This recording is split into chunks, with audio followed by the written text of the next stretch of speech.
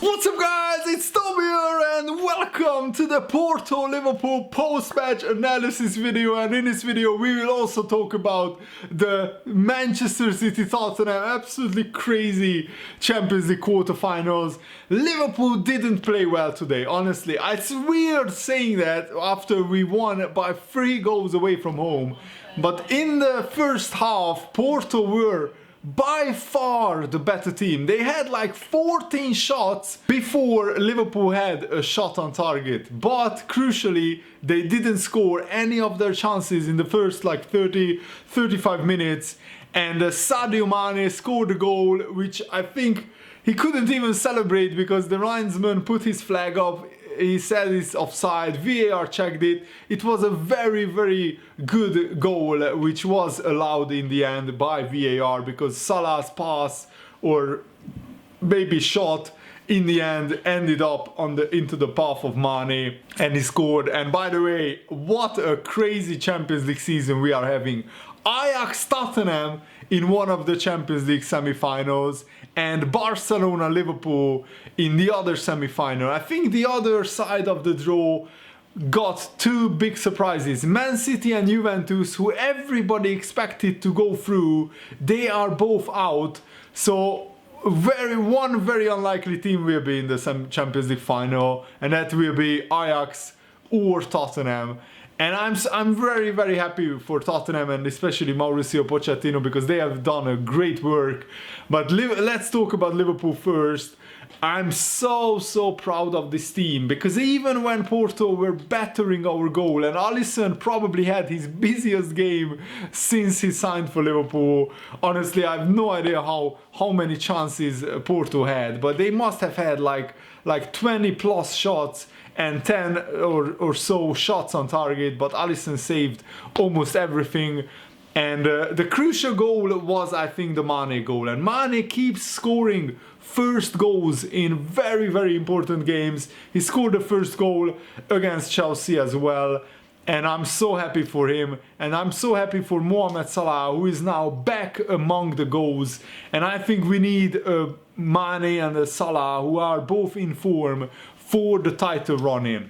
And this has been an absolutely brilliant Champions League campaign so far. We knocked out Napoli in the Champions League group stage, and then we knocked out Bayern Munich, and then Porto, and now it will be Barcelona. I'm really excited to see prime Messi and prime Barcelona against the best Liverpool team of the past 30 years. Because if there is a team who can knock out Barcelona, it's this Liverpool side. We have everything.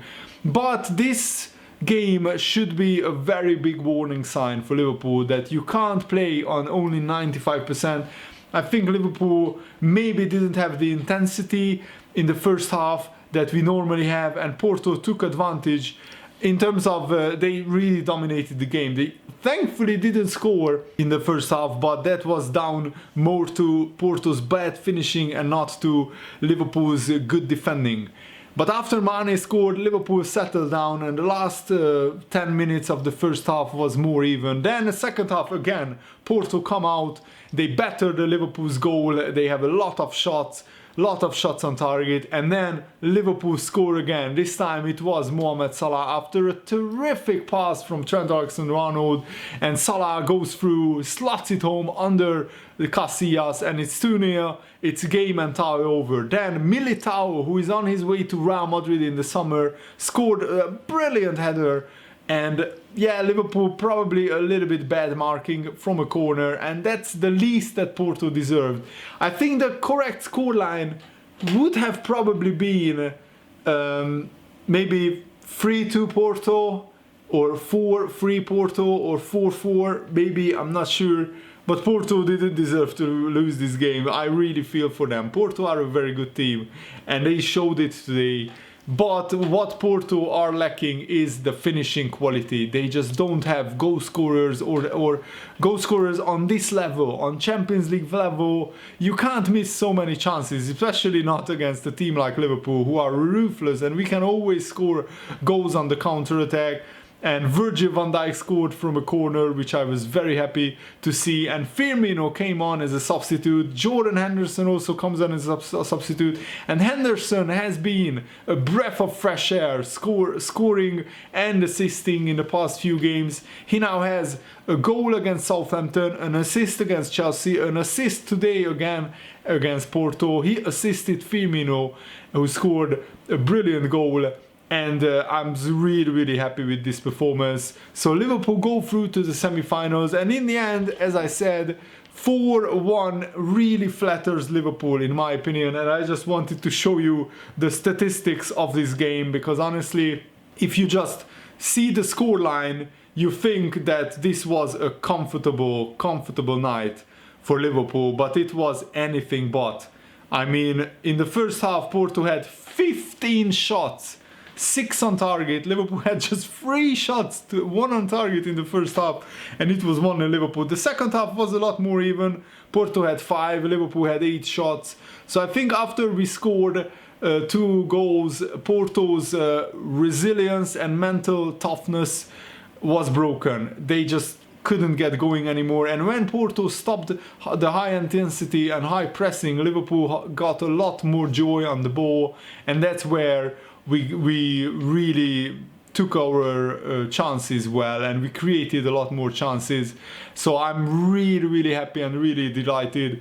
The key in the Liverpool-Barcelona tie will be, can Liverpool somehow stop Messi, and also can we take our chances, because this Liverpool team can score goals against Barcelona. The Barcelona defense is not as good as the defense of maybe a Juventus or somebody else, but I think the key will be, can we stop Messi? Can we somehow figure out a system where Messi doesn't get the ball very near to our goal? Because if Messi does get the ball, he's lethal. No team can stop him when he has the ball.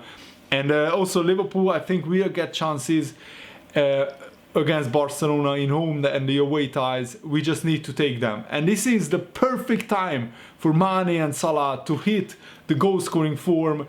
Now I think Salah has 23 goals, Mane has 22 goals. These players keep rivaling each other in terms of goal scoring, and I'm just so happy that Liverpool are in the semi-finals. But now let's talk about the Manchester City Tottenham game.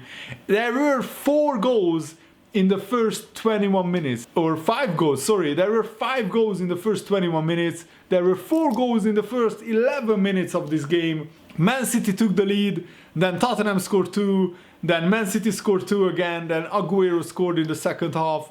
And then it looked like that Llorente scored with his hand, but VAR gave that goal, so it was 4-3 to Man City at this point, and Manchester City were going out. And then in the 94th minute, Raheem Sterling scored a goal which looked like a perfectly good goal, but VAR disallowed it. I haven't really seen the replay yet of that incident, so the VAR said it was offside. I was watching the Porto-Liverpool game and doing Fanzone live reactions, and I also was watching on my second monitor the Manchester City-Tottenham game.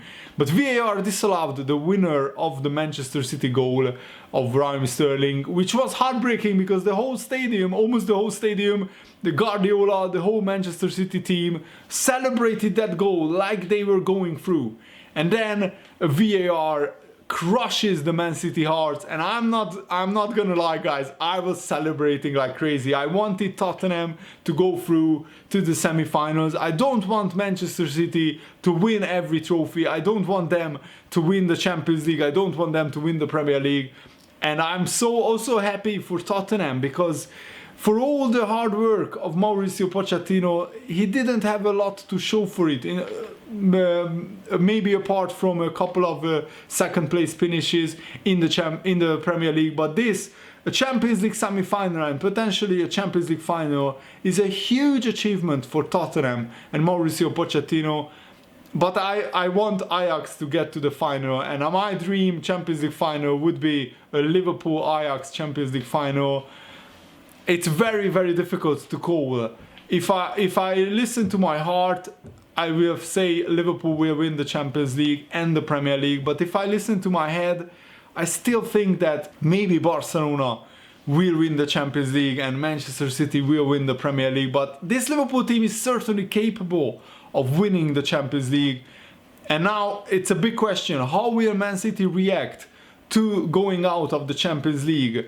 They will of course try to win the Premier League title, but they have Man City and Man United coming up, and those are two monumental games for Man City, and I really hope that they drop points. Tottenham will be over the moon with this result, and they will go to Man City, try to spoil the Premier League party again. So let me know, what do you think about the Champions League semi-finals, quarter-finals? Who will win the Champions League in your opinion? Let me know in the comments below. Thanks for watching. See you later guys. Goodbye.